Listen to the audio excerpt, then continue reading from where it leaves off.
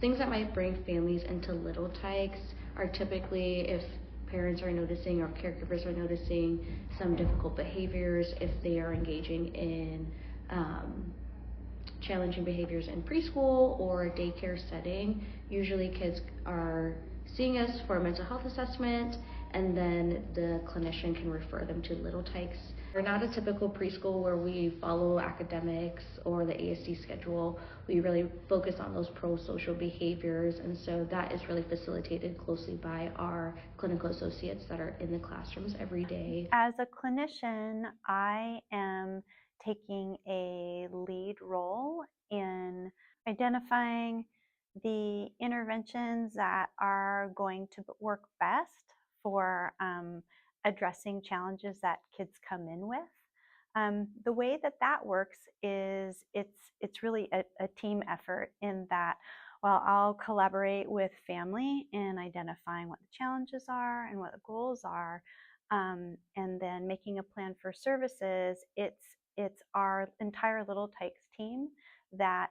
takes part in delivering those services. Our Little Tykes clinical associates are so key in the services that are delivered because um, they're they're providing services to the child, and they're also providing our entire team with really great information about, like, oh, how did that work, and I wanted to maybe we need to fine tune that approach. And so when I think about what's special about our group program, it's that it's individualized services, and so that coordination and constant communication between our team about specific clients is what makes it special and what really is supportive for the kids and families. Some of the kids that we see have gone through some traumatic or stressful experiences, and so the staff that provide services here in Little Tykes are bachelor's and master's level of staff who are very well trained in early childhood intervention. And so we really also not only focus on the peer interaction, but also the adult and child interaction, making sure that they feel safe and comfortable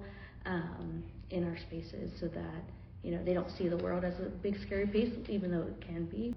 A lot of the time, the pro-social skill learning happens naturally, and so if there maybe is an incident with a kiddo and they're feeling really frustrated, a lot of what we do is we do some narration, we describe, and then we give them some safe outlets to cope with that feeling or to express that feeling. Sometimes the behavior goals that we're trying to support can look really different from child to child. So for example, if a child comes in and is just having a lot of trouble with big behaviors and maybe some unsafe body kind of movements, like we're thinking about, like, how can we support that child in being able to feel like they have more control over that big energy and where they're directing it in a way that is just, more productive and healthier and more pro-social. And another child, we might be thinking about probably maybe coming in with some behaviors that are challenging because when they're feeling overwhelmed, they just completely shut down. And so we're wanting to encourage that, taking that maybe that really tiny energy and being able to push it out, push it up a little bit, and communicate more. So we can have those two children in the same group, and so we're supporting, like, we have the same, like a similar, like, we're thinking about how people work together, what looks really comfortable and healthy and safe when the kids are communicating together.